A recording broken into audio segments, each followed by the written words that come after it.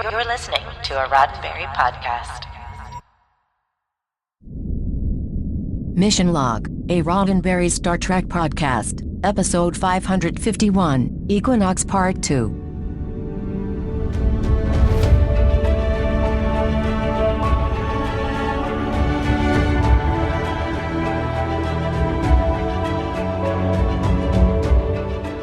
Welcome into another episode of Mission Log, a Roddenberry Star Trek podcast. I'm John Champion. And I'm Norman Lau, sitting in this week for Norman Lau. Each week on Mission Log, we examine an episode of Star Trek, picking it apart for the morals, meanings, and messages, and seeing if the whole thing stands the test of time. This week, Equinox Part 2, the one where it must be a Freaky Friday in the Delta Quadrant, because the more Janeway becomes like Ransom, the more Ransom finds himself. Norman, you're sitting in for Norman again. That's so exciting to have you here. It's like the doctor having a discussion with the doctor about the doctor. Exactly. That's exactly it. Yes, right. Yes. Mm-hmm. Well, you are here, and we are all thrilled to have you here. And again, if anybody didn't hear last week's show, but of course you should because it's a two-parter, Norman is back with us for these two episodes. And of course, you are still working on stuff for yourself and making sure that you are healthy. So we will have some guest stars sit in. But again, keeping that seat warm for you until your regular return to Mission Log. So everything is about striking a balance right now with my treatments, and then obviously wanting to come back and record because it's something that I genuinely love doing. It's something it's very doing this Mission Log show with you, John, and for everyone out there, it's something that's very close to my heart, and it brings me a lot of joy, and obviously a lot of that energy does help in kind of just the road to recovery. So, the sense of kind of normalcy, the sense of just being able to do and share the passion of what I'd like to do, and especially, with the podcast here. So, yeah. Excellent. Thank you for keeping the seat warm. And I love all the different carvings, like Nana was here, and Billingsley was here, and Arminio, he's here, and then everybody. I don't want to skip anyone's names. I'm just being quick for brevity's sake. But thank you, everyone that has come and sat in this chair and has continued the project that is Mission Log. Excellent. Well, thanks so much, and thank you to everybody who has sat in and will sit in, and more of Norman to come, of course. So if you're listening to this, yes, as we mentioned, we're covering Equinox and Equinox Part 2 in two separate podcasts, and yet again, just to make it the complete Mission Log family reunion, our own Earl Green will provide the recap. That's just one concession to getting these episodes off the ground in a timely and efficient manner, and we are certainly happy to have Earl's talents shared on air once again with our audience. So before we get to that and before we get to trivia, Norman, if you would please tell people how to reach us. Mission Log is a conversation about Star Trek. Find the show at missionlog at roddenberry.com and on X and Facebook at Mission Log Pod. While you're at it, a review and a rating at Apple Podcasts or your favorite podcast platform makes a big difference to the podcasts you love. And always remember, your comments could be used on Mission Log, and the Roddenberry Industrial Complex will not be denied. And now, here's John Champion with this week's trivia.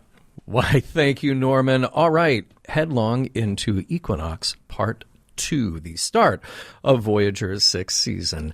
Now, it should come as no surprise that the creative team behind Part 2 are the same as Part 1. So the story credit stays with Rick Berman, Brannon Braga, and Joe Menosky, while the teleplay specifically is credited back to Brannon and Joe. I say that should come as no surprise, but honestly, in the history of so many of Star Trek's two-parters in the Berman era, that's not always the case, especially if it's mid-season. You actually have to have some different writers and a different director come in and change things up in order to get the shows done on time. And very often, if you're going from the end of one season to the start of another season, again, you change up that creative team, maybe because the first team, you might have some personnel changes, or you might have a case where that first team started the idea, started the story, and then left it to someone else to figure out the conclusion. But when it comes to this particular episode, creating TV, it's always a collaboration with a lot of people whose names don't always make it to the credits. Now, starting with Season 6 on Voyager, we welcome Ronald D. Moore onto the writing staff, and he had his own thoughts about the relative merits of this particular story, and we may come back around to that in the final segment of our discussion today. Now, back in the director's chair again for Part 2, none other than David Livingston, of course. And this episode was nominated for an Emmy. It was nominated for Outstanding Sound Editing. Did not win that year. Now let's meet our guest stars. Well, naturally, we welcome back the guest players from Part 1. And we add a prominent new face, the Ankari, played by Eric Steinberg. And while this is his only Trek TV appearance, Eric isn't totally new to Star Trek. He played Lieutenant Porter in the movie Star Trek First Contact, and he even takes command for engineering for a moment, but he doesn't stay there long because he gets assimilated by the Borg. Sorry about the spoiler. Eric has made a lot of soap opera appearances in his career, but if you're following genre shows, as we know that you probably are, you may have seen him on one of my favorite underappreciated shows, Terminator, the Sarah Connor Chronicles. You may have seen him in Mortal Kombat Legacy, and one of his earliest ever professional roles was in a guest spot on Babylon 5 in its 3rd season. With all of this unexpected technology exchange going on, it's time for an IT security best practices refresher course. But first, this guy is back.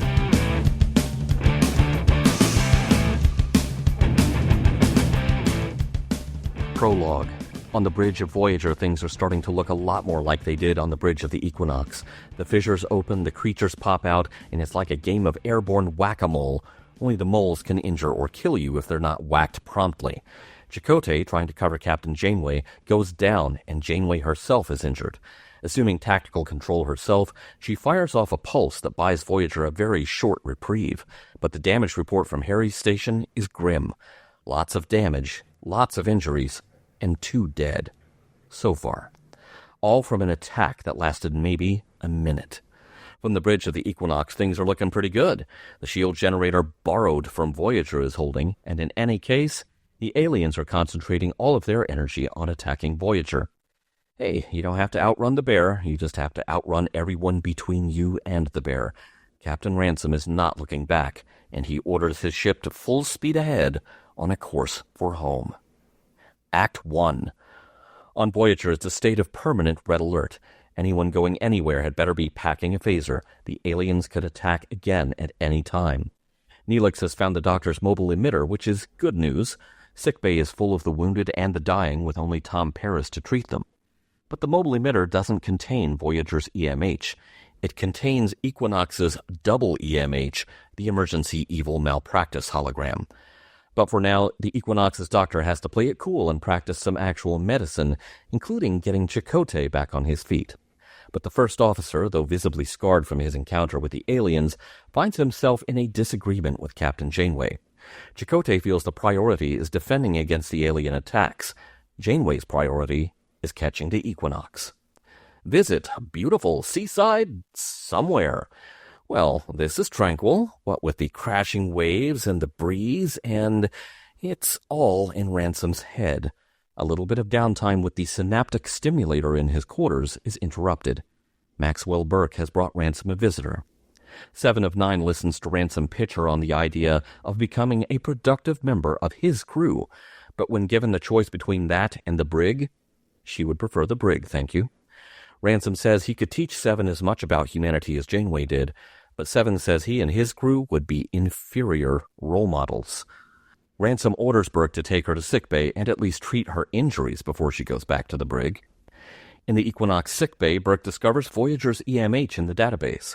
When he's booted up, 7 quickly informs the doctor that they are in the bad place. Ransom and Burke turn their attention to resuming their course home, but the Equinox's enhanced warp drive sputters. It seems that Seven installed a lockout code. In sickbay, Seven refuses to divulge the code, and Ransom deletes the doctor's ethical subroutines so he can extract it from Seven's mind by any means necessary. He'll probably overcharge our insurance, too, while he's at it. On Voyager, there's been a minor breakthrough in communicating with the aliens, and Captain Janeway warily orders the shield dropped. An alien pops out of a fissure on the bridge, approaches Harry at very close range, and then it leaves again. Shields up. The attack resumes. Janeway wants to continue her quest to track down Ransom and the Equinox, while Chakotay thinks the effort would be best spent on continuing to communicate with the aliens. The conversation continues in the captain's ready room, where Janeway already knows what Chakotay will say, but she lets him know this is personal. She sees it as her duty to track Ransom down and deliver some Janeway justice. In her words, at any cost. Act 2. The Equinox pulls into orbit around a planet with deuterium ore, which could come in handy. Lessing is assigned to lead an away team to see if the ore can be extracted and brought back to the ship. In sickbay, the doctor gleefully describes to Captain Ransom how he'll extract the codes from Seven's mind, but what's left of her will be a presentable vegetable. Ransom pleads with Seven to save everyone the trouble and tell him the codes. Her refusal to do so really does bother him. But why? As Seven points out, he's killed plenty of living things to get this far. On Voyager, Chakotay submits a recommendation to find and contact the Ankari, the aliens who introduced Ransom's crew to the creatures they now use as fuel. Janeway nixes the idea. The Ankari are 50 light-years in the wrong direction, and she is hyperfixated on finding the Equinox. The first officer is assigned to find likely hiding places. In his quarters, Captain Ransom is going to zone out some more with his synaptic stimulator, but this time beautiful seaside somewhere has a population of beautiful seaside someone. Well, she's new. He pulls the device off again and returns to the bridge. He asks Marla if the stimulator provides characters or just landscapes, and she says it's just landscapes. It's not like the holodeck. On the planet, Lessing and his away team of one other crewman are captured by Chakotay and an away team from Voyager. Hiding place found. In orbit, Equinox receives a message from its own EMH, still masquerading as Voyager's doctor, warning Ransom that Janeway has found them and the away team is in danger. Marla confirms that the away team is no longer on the planet. Ransom orders all hands to battle stations. Act 3. Voyager and Equinox engage in a furious firefight above the planet, with Voyager eventually relieving the smaller ship of its ability to defend itself. It then becomes a chase into the planet's atmosphere, which neither ship is in any shape to sustain. And with Chakotay shouting a warning to her about the shields, Janeway breaks off the pursuit. The Equinox warps away, but it'll be hours of repairs before Voyager can follow. But Janeway still has their away team. In a cargo bay, Lessing is restrained, and Janeway demands to know Ransom's tactical status. When Lessing refuses to talk, Janeway says she'll drop the shields around this part of the ship, and the aliens Lessing has helped to harvest can come pay him a visit. Chakotay watches this play out, and Lessing asks the commander if he's going to play the good cop to Janeway's bad cop. But nobody's playing here. Janeway and Chakotay leave the cargo bay, leave the comms active, and close the door. As promised, Janeway drops the shields. Chakotay objects on moral grounds and returns to the cargo bay to fend off the imminent alien attack and save Lessing's life. Hustling the Equinox crewmen out of the cargo bay, Chakotay demands Lessing spill about the Ankari. Without saying a word, Janeway makes her displeasure abundantly clear. But Chakotay's approach bears fruit. Lessing has told him how to find and contact the Ankari, and one of their ships is only a couple of light-years away. Chakotay issues a round of orders to conduct repairs and make contact with the Ankari. Once everyone else clears out of the briefing room, Janeway says she'll go along with Chakotay's plan, but she is not backing down from prioritizing finding Ransom. Chakotay makes it very clear he feels that Janeway's moral compass is going just as missing as Ransom's has. Her response to that is to relieve her first officer of duty. Act 4. Voyager catches up with the Ankari ship, and Janeway orders Tuvok to capture the Ankari in a tractor beam. Well, that's a conversation starter. The Ankari accuse Janeway of killing their spirits of good fortune, but she explains that she is not the one doing it. It's that other guy. The Ankari captain offers to put Janeway in touch with the aliens, but she will have the burden of convincing them that she is not doing what Ransom was doing.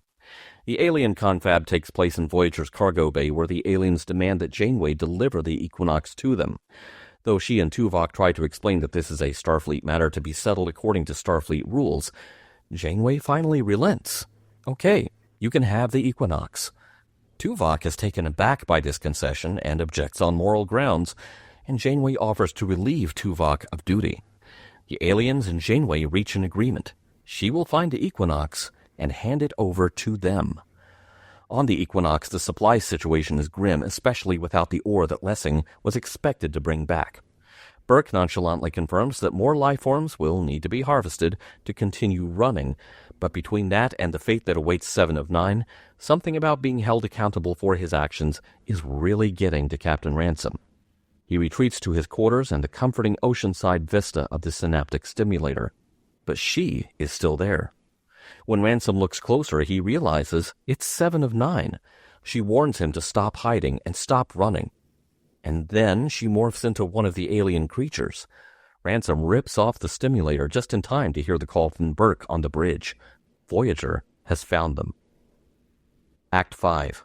With Janeway closing in, Captain Ransom announces his intention to stand down and cooperate with her, but Burke relieves his captain of duty and has Marla escort him to the brig. Burke goes maximum max and opens a channel to the Equinox's double EMH aboard Voyager, asking the doctor to transmit Voyager's shield frequencies. But below decks, Marla Gilmore reveals that she's with Ransom. It's time to stop what they have been doing to the alien life forms. Photon torpedoes fly between the two ships, and Equinox is dealt serious damage, dropping out of warp. But the next torpedo volley from Equinox cuts through Voyager's shields. Ransom contacts Janeway with an offer to beam his entire crew to Voyager. She might want to have security standing by. When Ransom tries to beam his people over, Burke fights him from the bridge controls. Ransom finally settles for beaming everyone except himself and Burke to Voyager, including 7 of 9. Voyager's original EMH transmits his program back to his own sickbay, having regained his senses and his ethical subroutines, and deletes the Equinox double EMH. Aboard the Equinox, Ransom has beamed away everyone except himself, Burke, and the remaining skeleton crew on the bridge. Burke and the bridge crew try to reach the Equinox's shuttle bay, but the aliens have come for their tormentors. Soon Ransom is the only living thing left on Equinox, and he tries to put distance between his ship and Voyager, despite Janeway's offer to beam him over. Ransom does have one demand, a promise from Janeway to get her crew and what's left of his crew home. With that, he puts on the synaptic stimulator one last time, and he dies looking not at his ship exploding around him, but at the seaside. On Voyager, everything's back to normal. Chakotay has been reinstated. The EMH apologizes profusely to Seven for his behavior, and she offers to help him enhance his security protocols. And then there's the matter of the handful of survivors from the Equinox, including Marla Gilmore, Noah Lessing, and a couple of others. Stripped of rank, they'll be joining Voyager's crew, under close supervision and with limited privileges. But unlike Burke and Ransom, they do at least stand a chance of seeing home. Janeway wonders why Chakotay didn't do what Burke did and lead his own mutiny. Looking around the badly damaged bridge, they discover that, for the first time, Voyager took a hard enough hit that the dedication plaque fell off the wall. Chakotay suggests, as Janeway did on the Equinox, that the first order of business is to put it back in its rightful place. The end. I talked about in the last episode how we get thrown right into the action in the teaser, and I just felt like, man, this has got to be good when you've got wide-angle, handheld, Steadicam shots, long, uninterrupted Steadicam shots of Janeway walking down a corridor with a huge phaser rifle. Is that just, tipping the hand too much? What do you think about that? Well, I mean, I do like that shot, but I felt like in the very beginning of the episode, because it is a two-parter and because it's the season finale into the season opener, I thought that it rolled back the action sequence at the very beginning prior to Janeway being supposedly attacked by the alien. Yeah. It rolled it back a little too far for my taste because it felt like you didn't feel the jump cut, start of the episode that it kind of like you didn't know what was going to happen to Janeway. You didn't know how much of the attack is going to affect her. Yeah. So it's like, I don't know. For me, just from a stylistic standpoint, I thought it should have just started with her reaction to that, and then into Chakotay's, and then getting in the phaser rifles and all that kind of stuff. I wonder if that would have played differently when you were seeing these 4 months apart. Or probably, but that's a good point. You would kind of expect it, particularly if you had the option to edit it into a feature, as they sometimes do.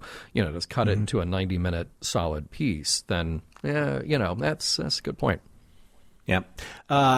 Here's a bigger point, though, and something that I really think should be addressed very early on. So, is anyone going to clean up the dead alien in the middle of the hallway, or is it just going to? Is everyone just going to walk over it? Yeah, it's just going to be a little memorial to that guy. Sorry. Yeah, I guess so. Right. Okay. Now, clever to move the story along. Okay, we get Seven and the Doctor on board Equinox. And, of course, Seven goes right to work creating her own codes. Classic Star Trek thing where you show up. What am I going to do? I'm going to change the computer, make it do something I want it to do, and change the access codes. That is the way you do everything. And we deleted the EMH ethical subroutines. Again, this is a thing. This is a thing that Ransom knows how to do, so then he can just do it again easily. And you'd think that, if anybody's going to change anybody's programming, the Doctor, our Doctor, the Voyager Doctor, had better have that protected. You get that locked down. Okay, so here's a super nerdy thing. Mm-hmm. So I understand that the EMH that belongs to the Equinox is coded for the Equinox. It's the EMH for that ship. And they were talking about, one of the, I think it was Burke saying, our EMH could barely hold a scalpel. It could have been Noah. One of those two guys was, very critical of the EMH. And we know that ours is, very advanced, very superior, et cetera, et cetera. Yeah. So all of a sudden, our EMH materializes on the Equinox and then gets reprogrammed by Ransom, but it's our EMH's code that he's changing. Right. Yeah. See what I'm saying? Yeah. I do see what you're saying. So he's coded for Voyager. Yeah. And his data stream is there, but he's like a different file. Yeah. Mm-hmm. Does that make any sense? Nope, it doesn't. Nope. Okay. All right. We will need one of our very smart listeners to parse that. But I get what you're saying. Yeah, that seems like that should not have worked the way that it did. But hey, it's computers. It's the 90s. Access codes. Yeah. I'm glad that we're at least proposing the idea of communication with the aliens. That sounds like a good way to go here, that even if Ransom failed at that Janeway and crew will at least give it a go. I like the scarring, the alien energy scarring on Janeway's face and Chakotay's face. Yeah. It's like they were just briefly glanced or just kind of brushed by the aliens, in their attacks. Right. So they didn't get the full-on grisly effect of what was going on. Yeah. So I thought that was really well done, makeup-wise. And it'd be interesting to see how that holds up to say if Voyager ever got an HD treatment. Oh yeah. That actually would probably look pretty good. It looks good in 480. 480. Yeah, indeed.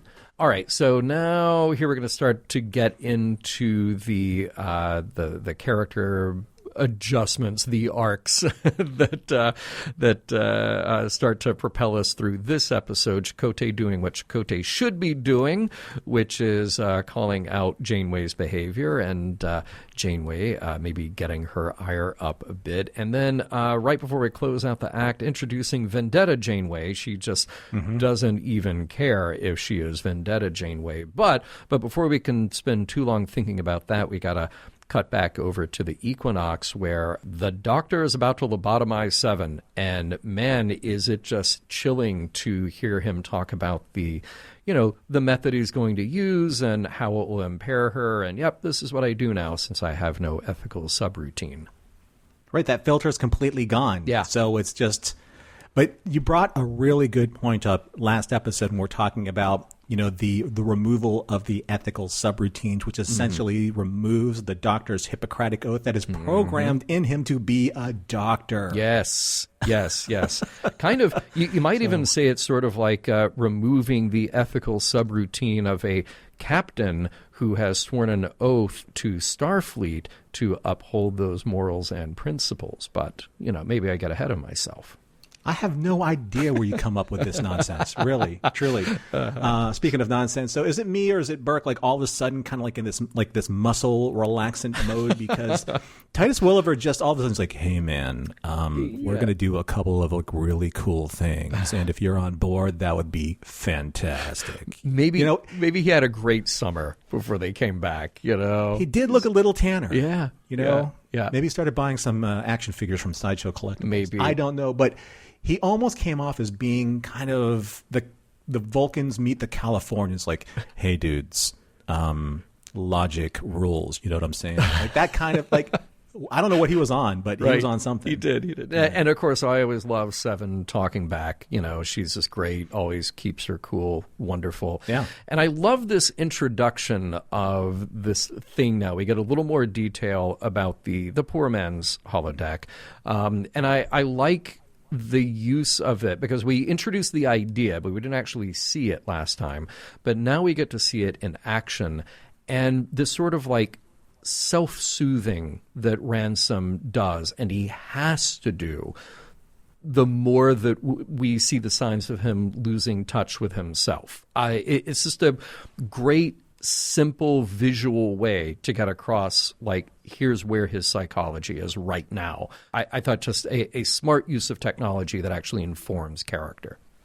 Well, it's nice because you have kind of like the captain, the sea, kind of like the crashing waves, the tranquility and stuff like that. The only thing that I think would have been better, and we mentioned this in the previous episode, would have been a new subroutine of Club Bro Med. I don't know why they wouldn't have done that for him. That's exactly it. Like, look, we have this on Voyager. We have this holodeck program, right? Club Bro Med. You'll never want to go anywhere else again. Yeah. That was an epic fail on their part. Speaking of epic fail, hey, look, Chakotay is proposing a peaceful solution again and is shot down by Janeway again. Yeah, he does. More to come on that. I do love Lessing and the other Equinox crewmen beaming down to planet Bronson Canyon. And I love how Lessing says that he's been there before because, well, yeah, dude, it's L.A. Of course, it's like your backyard. So, do you know what would have been awesome if they found the entrance to the Batcave? That would have been great. I'm sure that probably the camera was set there. They just turn around and, there it is. Yeah. And good little scene of the ambush, but also interesting little turnabout with the EMH, like knowing about it and all it, really nice unfolding of the plot points and the action as we, get kind of to the middle, the well of the episode here. Also glad to see some Starship on Starship battle action. Very good. Hey. And now we're talking about Max earlier and this kind of like chill performance that we get, but I think he's bringing the psychopathy further along we go with him. I mean, he's a bit sociopathic in his dedication. I mean, he's ready to kill B'Elanna. He is like, oh, yeah, this is what we're going to do. Too bad you have to die. Like, he's totally bought into Ransom at this point. And I think that's one of the, all jokes aside, all kidding aside, that is kind of one of the big missteps, I think, between these two episodes. You could have used their relationship so much more effectively when it came to this betrayal, because all of a sudden you're like, yes, Max Burke comes in, what's up, BLT, check my swag out, but now I'm just like chilling out, Vulcan style on the Equinox because I think I'm going to do really bad stuff soon, so I'm just going to prepare myself. And then all of a sudden it's like, hey, wish you were with the winners, but you're a loser, so sorry, not sorry. That should have been played out way more so that the betrayal for we, the audience, would have been way more impactful, I think. And honestly, it kind of goes back to what you were saying in the last episode about where was the happy reunion. Like, it's one of those things where we get told about his relationship with B'Elanna, but we don't really see, we don't really feel the incredible relief of like, oh, here's this other Starfleet ship that we never thought we would see again, and look, it's more humans, and yeah, we kind of needed a moment for that to settle in. I agree. They needed a pizza party. They did. Plain and simple. They did. They did. So there's a specific scene where Janeway is looking at Ransom's decision to take the Equinox into the planet's orbit. She says, "What the hell is he doing?" But just moments ago, she read his dossier, and she said to Chakotay, "It seems when he's being pursued, he tends to hide. And he eluded a Romulan warbird by taking his vessel into the atmosphere of a gas giant." Yeah. It was literally said in the previous scene. So I'm just like, I know that there are issues with sometimes continuity, sometimes writing, but not so literally. No. Scene on scene. No, like with that kind of inconsistency. That's the thing. She didn't need to say, what the hell is he doing? She just needed to say, like, he's doing it. Or he's doing the thing. Yeah.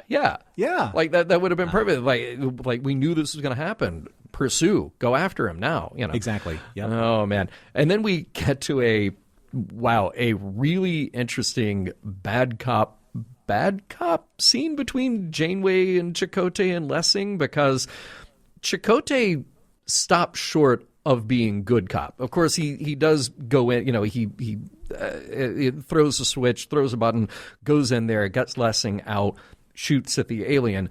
But prior to that, Chakotay says, like, I don't know what her plan is. And walks out of the room with her, which I thought was a very interesting piece of writing in a way. I love how Lessing plays these scenes kind of quietly.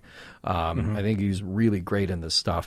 But it does leave you wondering, like, okay, how far is Chakotay going to let this go? It was a fascinating scene that we could pick apart in many ways. I mean, Janeway was ready to straight up Tuvix this guy. And Chakotay, well, okay, he countermanded her, and he's right. And then she relieves him of duty because he had the audacity, the gall to say, hey, Captain, don't Tuvix the guy. Don't murder him because I have seen you murder too many times. The interesting thing about this entire sequence, it's not that we haven't seen this before in previous episodes of Voyager. I mean, the episode where Harry, he falls in love and, he's upset with the whole circumstance of what's happening with him and his relationship. And then Janeway says, he hasn't earned the right to question my orders. Yeah. And it was like a very snap kind of, pushback attitude that Janeway had with someone who has, ingratiated himself not only with the crew, but with her personally. So I wish we saw more of this, like kind of like the buildup of kind of like this tension that is just grating on her, like every single day that she's in the quadrant, and all of a sudden now she has a vehicle to be able to, again, unload that tension upon. Yeah. That is Ransom. Yeah. So, but we didn't see that, and that's something that I think is sorely missing from the why, but we'll get into that also. Right. And then, Janeway just ready to straight up let the aliens kill Equinox's crew. An interesting exchange to say, hey, look, we'll hand them over because, sure, have your way with them. Cut to 7 of 9 singing. I like the little connection that we have. We establish it in a creepy way with the non-ethically bound EMH singing, but then 7 kind of using that to her advantage. Good moment. Her voice is phenomenal. It's terrific. It's really, really quite extraordinary. More of that, please. And, again, this is really the heart of what we're going to talk about in a moment, but I love this comparison of Ransom finding his conscience as Janeway's is apparently just slipping away. So I like how we have these, dueling captains on opposite paths. And then cut back to Ransom, who is using the cortical stimulator. And, of course, it is 7 of 9 in his simulation. I'm not sure how, why, but of course it's her. And he even asked, remember, he asked Gilmore, like, are there people in these things? Nope, no people.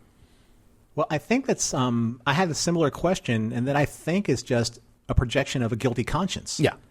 You know, and I think obviously what he's doing to 7, he says, you're unique, you're your obstinance, about giving up the codes, like it's not your fault. You're following the orders of your captain the same way my crew is following my orders. So you're all kind of caught in between, kind of like this war of values and moralities. But it's not your fault. But I'm going to punish you as if it were. And he's like, nope, I already did that to my crew. Yeah. I'm not going to do this to this innocent person from another crew who's literally doing the one thing that her captain told her to do, and that's to protect Voyager and Voyager's mission and Voyager's safety, because that's her duty. And he's like, oh my God, I can't believe that this is starting to seep into my subconscious in my happy place, which isn't Club Red yet, but.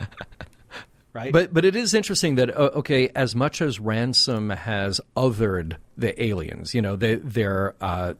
they're vicious, they attack us, they are also a commodity that we're going to use to get back home, it's easy for him to put them in a separate category and justify their murder. Right?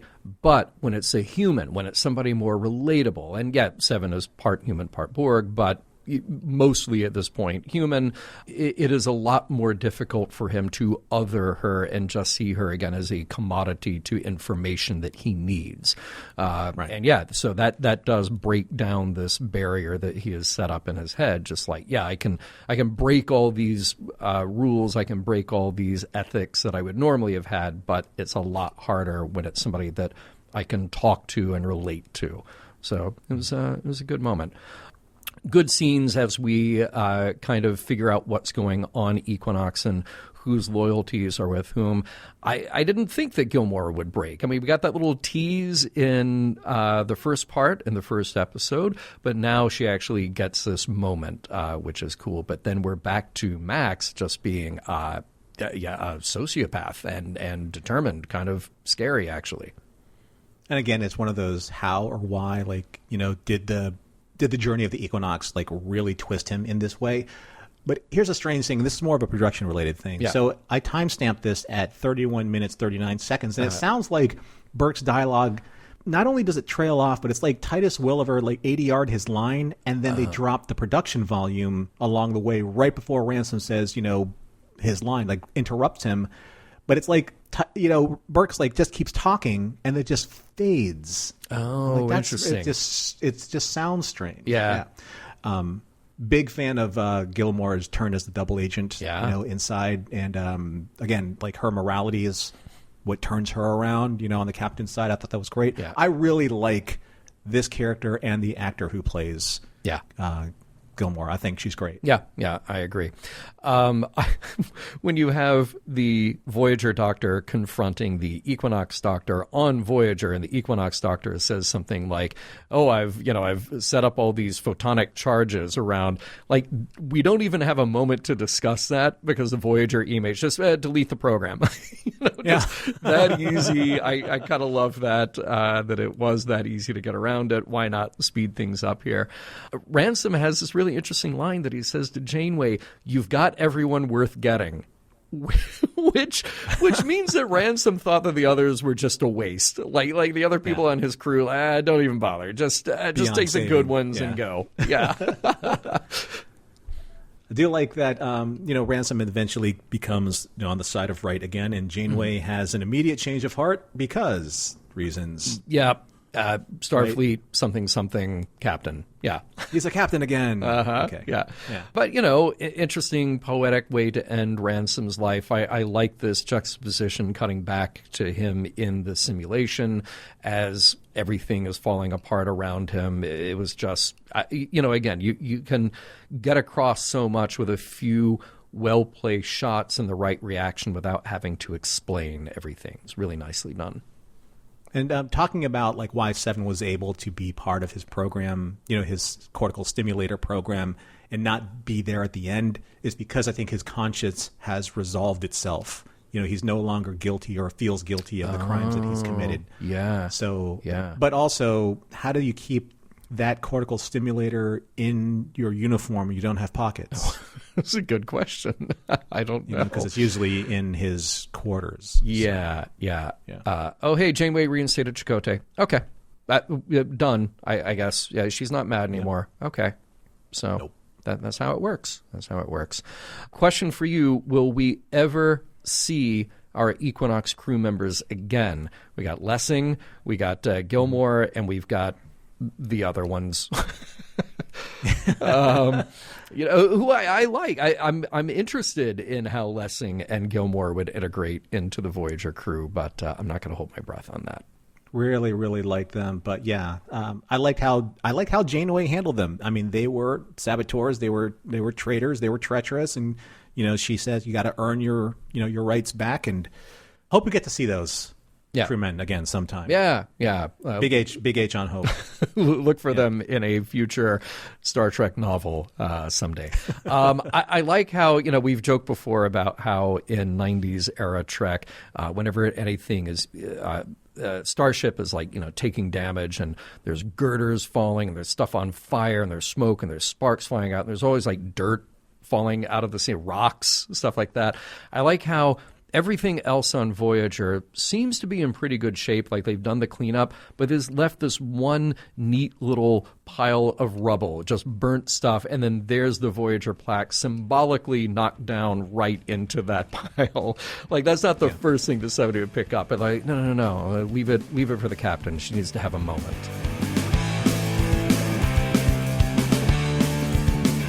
Shouldn't there be two-factor authentication for overriding EMH ethics or holodeck safety? Shouldn't you at least have to pick out all the pictures of fire hydrants?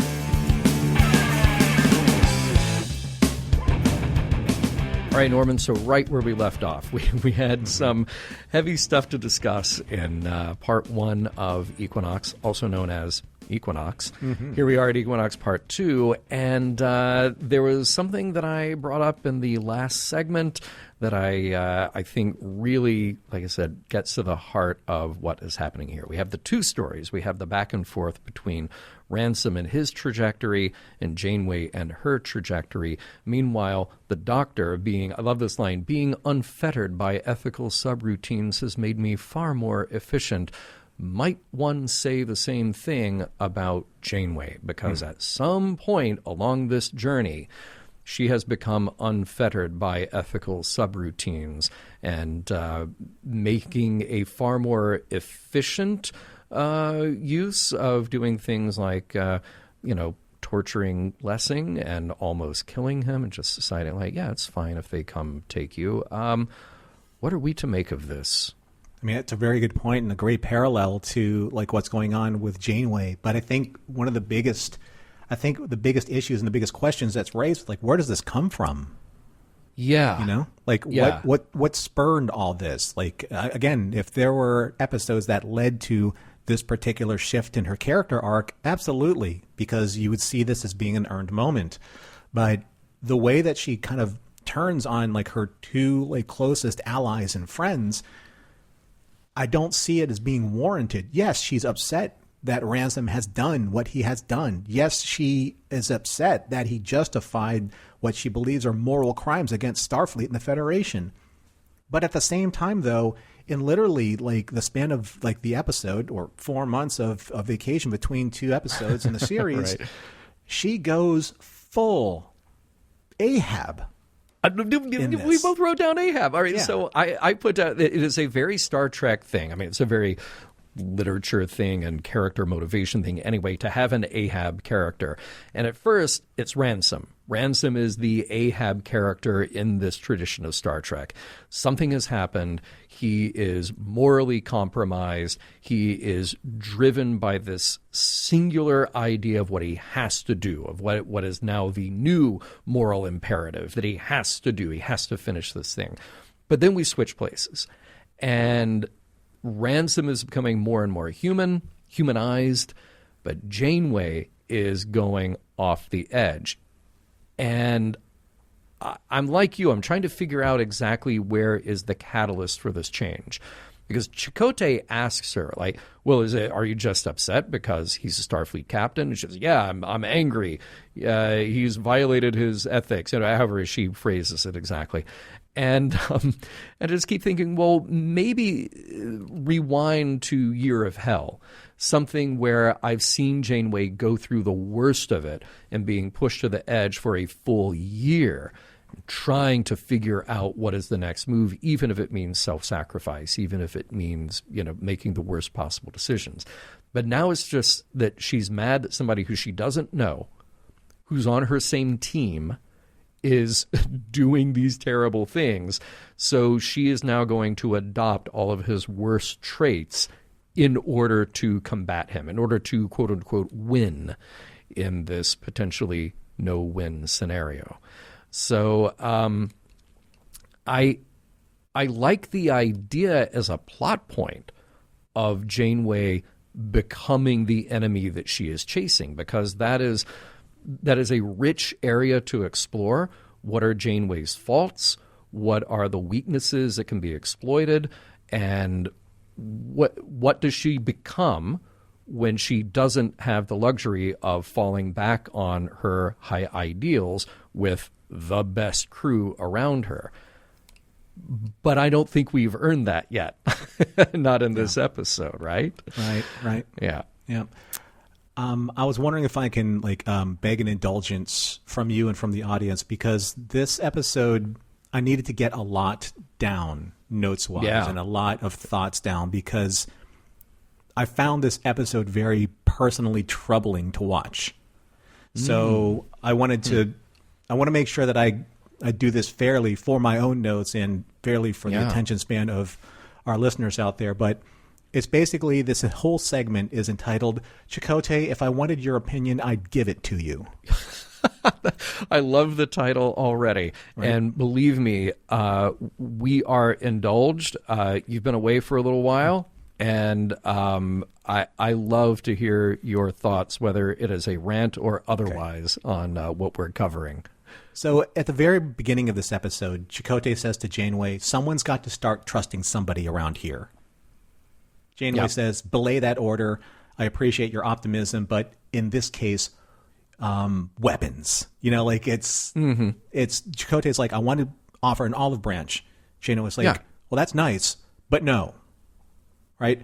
Yeah. So Chakotay is trying to find a peaceful Starfleet solution. The kind of solution that Janeway believes is the way to maintain their humanity, as she said so in episode 1, or part 1 of Equinox, right? Yeah. So, I mean, seriously, how many times when Chakotay's advice really matters is Janeway just going to ignore said advice? I mean, what's the point of him then being a sounding board, her executive officer and her friend, if it's just going to just fall by the wayside? Yes, they have great scenes that they can chew together, but there's no reason for Chakotay to even resume being Janeway's first officer with the very non-apologetic, non-resolved issue that they have at the end. There was nothing. You're saying that there are no resolutions. Oh, here. John, that's why you're a champion. But by the way, I'm just going to interrupt one more time here to say that this is another, and I said it in the last episode of the podcast, this is another one of those places where I want wise mentor and oldest friend Tuvok to be able to step in and say, whoa, Janeway, what is going on here? You need that. And especially you need that if you're going to try to sell me on Janeway, the vendetta-seeking, weapons-crazed person that she becomes in this. And I know that this is kind of I would say stage 2 of where Janeway is right now, is from all the way back to Scorpion, because Chakotay tried to lay out a more peaceful solution to the problem with, surviving the Borg and 8472. But Janeway's like, again, if I wanted your opinion, I'll give it to you. Right? Because that's essentially where we were at the end of that. And it also, it's causing this incredible schism or rift in their friendship. So schisms. So I stated earlier that I have 2 major issues at stake in this episode that illustrate a very troubling moral issue for me that's antithetical to Star Trek. And this all stems from the hypocrisy of leadership. So in Equinox as a whole, as these two-part episodes as a whole, Janeway justifies her morality as either one, in the first episode, as her way of maintaining the moral high ground over Ransom, or any captains like him, i.e. those who would place their own lives over the Prime Directive. And two, in this episode, justifying her actions as a means to an end that are without reproach because she says so. Right? So let's explore point one, John, as in this conclusion of the two-parter. What is this episode trying to say about Janeway?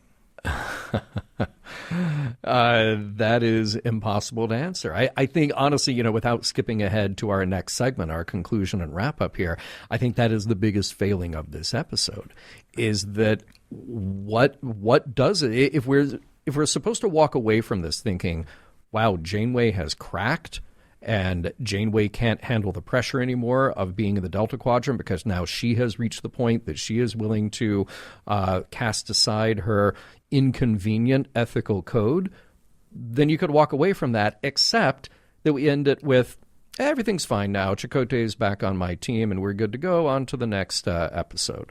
Right. So that I think that is the rhetorical, impossible question to answer here. What are we supposed to take away from Janeway? I don't think there is a thing to take away. And that's kind of like one of the things that it's really hard to juggle and make sense of, because you're trying to ask yourself, not even just in an in-universe way, but in the production manner, why did the writers craft these decisions for their characters to make in the first place? Yeah. Yeah, and I will, I will go back to the premise and say that I think it's a really cool idea that you have somebody who's been in the Delta Quadrant at least, close to the number of years that Voyager's been there. They have had a worse time, and we get to see, in contrast to Voyager's crew, what happens when things go horribly wrong. And I think it's also a very interesting idea to see Janeway start to become more like, well, we can't call him the enemy, but start to become more like the person who has been compromised as that person struggles to find his humanity again. I think that's all interesting, deep stuff. However, if it doesn't feel motivated, and if it doesn't feel like it has a point at the end of the day, then that is a problem with the episode. Well, this brings us to point two. It's like Captain Janeway as we know her or thought we did. Right. So the biggest question that I have yet to answer, either for myself or, in the deliberations that we have after multiple viewings of this episode, why is Janeway suddenly channeling Ahab, as we've mentioned before? Right. So Ransom became her white whale because reasons, right? And that's it. That's all we can really, kind of glean from why there's this huge character shift in Janeway's personality.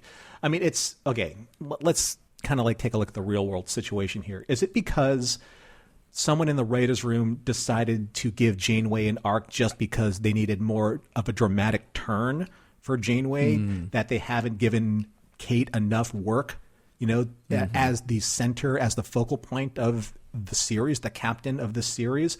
Or is it something more that we haven't seen yet or is yet to be explored? Because what is Janeway doing in terms of either trying to justify what she's saying, project maybe something that she's feeling guilty about, or I don't know. And that's the most puzzling thing, is I don't see the pathway for her. Because we don't see any point where she's actually wrestling with her decisions. Yeah. We turn on a dime, and it's episode 1. Look how horrible Ransom is. Look at all the things that he has done to compromise his values. Cut to episode 2. Janeway's going to do the same thing. But we haven't earned that point. We haven't seen the struggle in her, which is, oh my God, if I keep going down this path, I'm going to be as bad as this person that I am chasing. And for what? What is the principle here? What is lost if I do that, Yeah. So that's it's dramatically interesting, but structurally and realistically, it's kind of happening in a vacuum. Yeah, and there's another scene that and I would love for you to do the role play with me again. Sure. You're very good at Janeway, if that's what you prefer. I'll do it. Why not? Okay, so this segment where it starts off with Janeway. Yeah, here we go. We've had our disagreements, Chakotay, but you've never openly opposed me. You almost killed that man today. It was a calculated risk, and I took it. It was a bad call. I'll note your objection in my log. I don't give a damn about your log. This isn't about rules and regulations. It's about right and wrong. And I'm warning you, I won't let you cross that line again. Then you leave me no choice. You are hereby relieved of duty until further notice. What's happened to you, Catherine? I was about to ask you the same question. So this is where we're at with Janeway. She's willing to torture Lessing, a Starfleet officer, for information because she has an admitted personal vendetta against Ransom, after her morally superior admonishment of Ransom's ethics in the previous episode. But she's about to basically almost like waterboard via alien her own Starfleet officer. They are Starfleet still. It's not this crew versus that crew. It's the Starfleet crew. It's the Starfleet family. She's really, she's made us embrace that philosophy. This is why we can never go back to Lessing. Because think about it. I guess not. He has already been on the Equinox. He has already compromised whatever shred of values he had before by serving under Ransom and doing terrible things. And now he's serving under the captain who tried to kill him. Yeah. This guy, he's going to stay in his quarters, and when he gets back to Earth, just retire from Starfleet. Gone. Get as far away from there as he can. So one last thing, because I'm sure that this horse has definitely been, into the ground. Flogged. So I understand that Janeway is angry and betrayed. So does Chakotay. So does Tuvok. And we talked about her going full Ahab. But really, she has told her first officer and her best friend to F themselves. Right? Yeah. Essentially in so many words. So here's the question. Does this make sense to anyone? Not just you, not just me, to anyone watching Star Trek Voyager.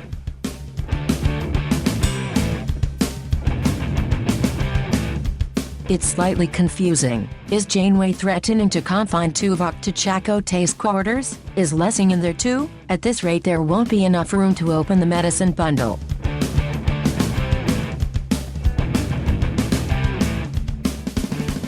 Well, we have made it to the end of Equinox Part 2, also known as Equinox, because Equinox Part 1 was also known as Equinox, but here... Here, this is where the magic happens. This is when John and I take a look at the episode, ask ourselves, and ask all of you, does the episode hold up? Does it withstand the test of time? And then we will both digest everything and see if we have found any morals or meanings or messages contained therein. So let us start with you, John. Let us get into Equinox Part 2, Electric Boogaloo. Right. This is one of those episodes that I kept kind of changing my mind about, and I would take one set of notes in the moment, as I do when I watch it for the first time, and then I go back and I'm kind of shaping my notes, and then by the third time I watch it, I'm like, okay, where am I really settling here? So my summary notes, my finale notes, answering whether or not the episode holds up, are a bit of a mishmash, because as I was watching it for the first time, I kept thinking like, okay, I'm really engaged here with all the sort of like double crossing and who's who. We've got the Equinox Doctor, we've got the Voyager Doctor, but now the Voyager Doctor without his ethical subroutine. And we've got all these ways of characters like revealing their true selves. And so it was good, like entertaining, dramatic stuff. So I kept wondering at that time, well, how is this really going to end? Because I thought, well, you can't totally save Equinox's crew. You can't totally integrate them into Voyager, although that would have been really interesting to bring in a lot of new characters. Again, I reference you back to DS9, a show that had a very big cast and a very big cast of secondary players, which was awesome. And then I thought, you can't just kill everybody in Equinox. Can you? Are they going to go that way? So, somehow I feel like just knowing Voyager, you have to have some kind of a reset instead of doing something really dramatically interesting and thoughtful, We also had a really off-the-rails Janeway. We'll come back to that. Sometimes that can be played well. Sometimes there is a problem. But what drives me nuts, what drives me absolutely nuts in this episode is you have this really intriguing premise. You know, again, leave it to Brannon and Joe Menosky and Rick Berman here, to give him credit as well, to come up with this intriguing idea, another Starfleet ship trapped in the D. But they've been pushed up against a wall and made very bad ethical choices.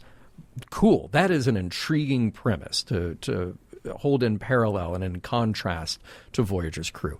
And then you got a cliffhanger. Okay, I'm on board. Let's see where that gets us. You know, we have the luxury of watching them back to back, not like in 1999 where you had to wait 4 months, right? And then you have this, again, intriguing idea of Janeway and Ransom kind of exchanging roles. And then you've got, well, what? It's all fine at the end of the day, and Janeway relieves Chakotay only to brush it all aside in a captain's log. And I thought, no, now I feel cheated. I feel cheated with the motivations. I feel cheated with the resolution. I feel cheated with who the story is actually about, and that is Janeway.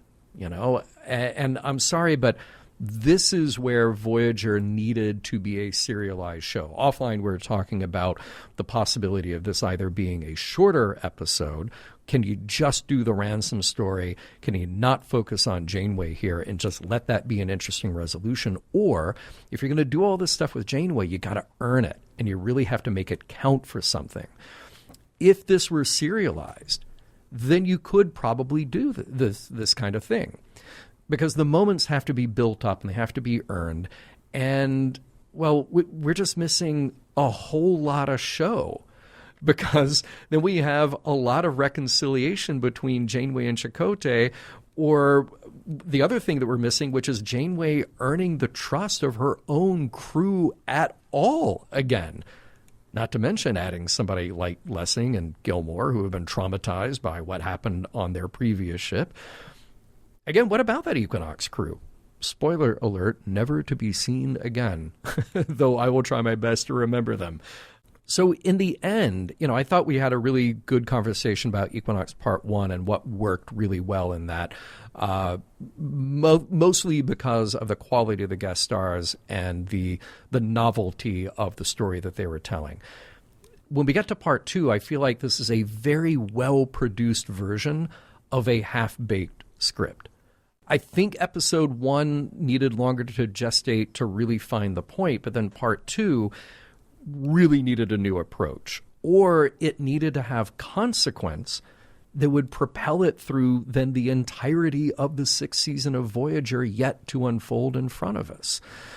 So I teased it earlier in trivia to say that Ronald D. Moore was not happy with this episode, and I really understand why. And it has to do with the lack of motivation and lack of consequence, and just saying, look, we had this really weird direction to take Janeway. And at the end of the day, you have to ask yourself, well, how did she get there and why?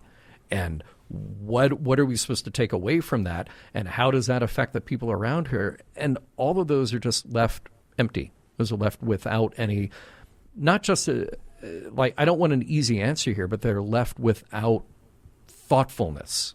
And that's what's really unfortunate about this episode. Taken as a whole, taken as a two-parter cut into a feature, you know, again, it's entertaining, it's well-produced, the guest stars are fantastic, but at the end of the day, I think what we've done to Janeway here really undermines the quality of the story. How do you feel about it? Well, let's start off with something fun. Okay. All right. Okay. So let's do something we haven't done in a long time, and that is let's play the name game. Hey, right on. Okay. Because I think that actually may help illustrate some of the points I'm going to make. So what does equinox mean? Right? Equinox descends from equus, the Latin word for equal or even, and nox, the Latin word for night. A fitting history for a word that describes days of the year when the daytime and nighttime are equal in length. Now, one could say that this is analogous to both Janeway's and Ransom's descent into their own equal experiences of their own blackest nights. Oh, I like or that. Personal or equal periods of moral darkness. One could say that, but I'm not that one. In fact, I really tried to make this a positive opening salvo for my part of this segment, but I just really can't. John, do you know what a camel is? I know this is a rhetorical question. Okay, now I mean I know, but not probably the answer that you're looking for. Okay, so a camel is a horse designed by committee. This episode is not only a camel, but a camel designed by a committee who has never seen a horse to begin with. So does this episode hold up? Absolutely not. In fact, I will go as far to say that it is probably one of the most, if not the most, disappointing episode I have seen so far in Voyager. Not the worst, but the most disappointing. Why?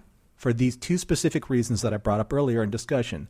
This episode makes absolutely no sense in every aspect of, one, the conclusion of a two-parter, what a two-parter should do. It should resolve characterizations. And two, what we know of Captain Janeway or thought we did and what this has done to her character arc.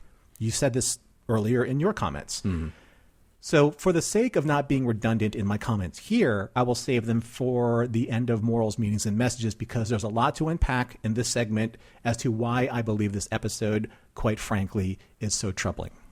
Okay. Well, I will be brief then with my morals, meanings, messages because I'm curious to hear how you wrap this up. One thing that I didn't bring up in the first episode, the first part of this, definitely being on a first name basis with your crew makes you sloppy. We touched on that in last week's episode. And what's up, Rudy? Right. Hey, Max, what's up? It was such a subtle thing, but it was so telling about where this crew finds themselves. And you feel like just on day one, they're in the Delta Quadrant. They're not getting back home anytime soon. All right. We don't get a Janeway speech. We just get the total relaxation of all of our formalities and any of the protocols that has held us together. But contrasted to Janeway, there is actually a value in having those protocols and those formalities. Meanwhile, episode 2, we need the protocol, we need the formality of a captain listening to their first officer. And I would say at a certain point, Chakotay should have pulled the old, I'm relieving you of duty because you are unfit to command this ship. Really should have come down to that. But let's talk about what happens with Janeway in this episode. She makes very bad decisions based on compromising her own ethical and moral standards. But I think that speaks to something much, much bigger. And this isn't just about the lack of motivation or the lack of resolution that we get. I think what's interesting here is, like I said, that parallel of meeting Ransom when he is at this lowest point and the most compromised, trying to dig his way out of that, okay? And then meeting Janeway, who starts out full of the same values and ethics that we know that she has, but descending into this version of herself that has given up all of those. So we have these two parallel stories going on. And I want to go back to this kind of earlier period where Ransom is totally compromised. Janeway has not yet been compromised. Because the story that we're telling here is it's almost like she has to become this other person in order to win. That's what speaks to this bigger, really troubling issue. If you're an ethical actor, a person who will adhere to moral principles, right? How do you confront someone who is not playing that game? Someone who is either immoral or amoral. So let's look at our comparison here. Janeway versus Ransom in the first episode. Chakotay versus Janeway in the second episode. I don't think there's a really easy answer there because we see time and time again, I'm not just talking about the episode here, I'm talking about real life, time and time again, where the unethical, the immoral, the amoral, quote-unquote, win because they've found a way to game the system and they found a way to get away with it. And all the people who try like hell to to confront and counteract all those immoral and ethical behaviors by sticking to their moral and ethical principles very often fail. And I hate to think that we live in a world where the only way to curb somebody who, to be quite frank, displays sociopathic behaviors, that anybody who's trying to stop them has to debase themselves to compromising their own sense of morality. It's a terrible paradox, but it seems like that is at least one of the only effective ways of solving that. And if this episode of Voyager shows us, well, it shows us that Janeway actually won, if you want to look at it that way, by compromising her values. And it's unfortunate that we didn't find a more Star Trek solution here to say that, no, we don't have to compromise our values, because there are more novel, better, and ethical ways to solve our problems, even when faced with somebody who isn't playing by the same rules. How about you, Norm?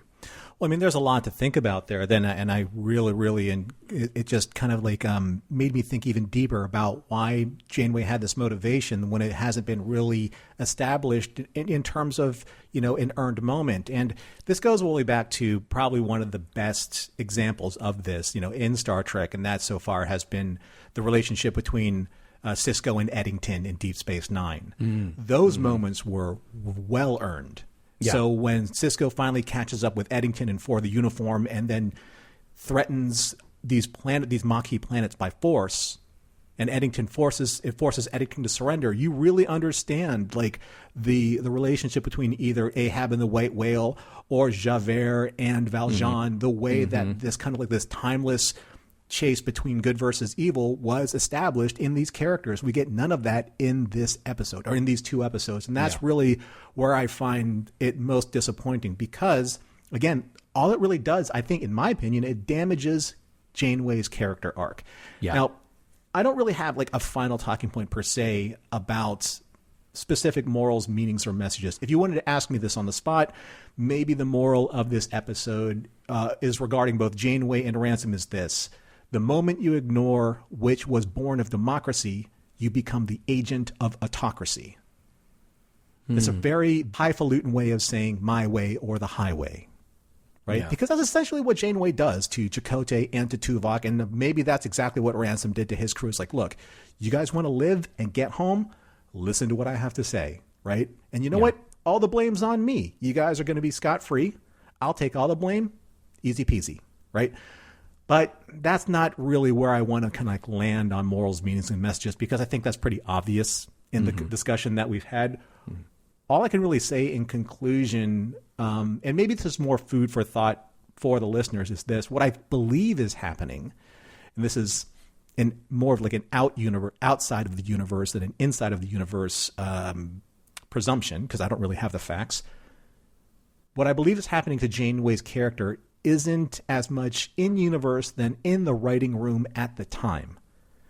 It is obvious that Seven and the Doctor are getting incredible traction, and rightfully so. Jerry Ryan is magnificent in every single aspect of how she was cast, why she was cast, etc. And Robert Picardo, he's brilliant. He's just absolutely brilliant. The two of them together are stealing the show out from under everybody. Yeah. That's pretty apparent. And they're getting the lion's share of the production's attention. Again, I don't really have the facts. Please let us know in the email, missionlog@roddenberry.com. So where does that leave Janeway? Where does that leave Kate? Right? Well, based on this two-parter, it feels like the drama is so forcefully invented, it's just done so to give Janeway an edge. Yeah. A coarseness that we've never seen before. Which is why we ask this question: what is going on with our character, with our lead character, our captain, with Janeway, the Janeway that has established herself as a character that we believe in thus far? Now, I don't mind that at all that we've seen this happen to other series captains, especially Sisko, and I mentioned that before. But what happened to the scientifically minded, even-keeled, logic-driven, and Starfleet morally based Janeway that has been guiding us since day one with Caretaker? right? That's what I want to know. And of course, the erosion of that character is going to happen along the way. She's going to have those moments of darkness where she sequestered herself to her quarters, and she was, she's human, she's vulnerable, and she's going to have these moments. But that's why you have the found family that she keeps talking about. Her first officer, Chakotay, the one that she has probably the closest emotional relationship with. Then Tuvok, the one that she has the most logical friendship with. But then all of these other people, Harry, the son that she, someone who she treats like a son, projects that type of love and admiration for this character who's growing. The relationships that are being built underneath her command. Where is all that in support of her, right? That's why this is so troubling, because it basically takes her out of context of the entirety of the series and makes her out to be a morally questionable captain, which we, as the audience, don't want. So why are they giving that to us? Why, indeed. Mission Log is produced by Roddenberry Entertainment. If you'd like to support us directly, you can do so at patreon.com/missionlog for early access to shows and the Mission Log Discord. Our website is missionlogpodcast.com, and for more Star Trek news and discussion, visit trekmovie.com. On the next Mission Log, Survival Instinct.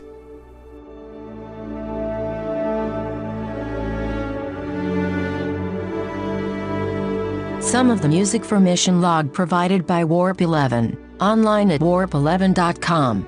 Special thanks to consulting producers, Matt Esposito, Homer Frizzell, Rand Hurl, Tom Kozak, Julie Miller, Mike Richards, Mike Shadwell, Paul Shadwell, and David Takechi. Is the Equinox EMH still in the recycle bin after being deleted, or did they empty the recycle bin? Does Starfleet even know how to IT?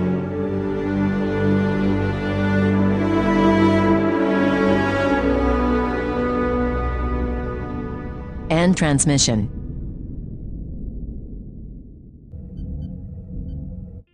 This is a Roddenberry podcast.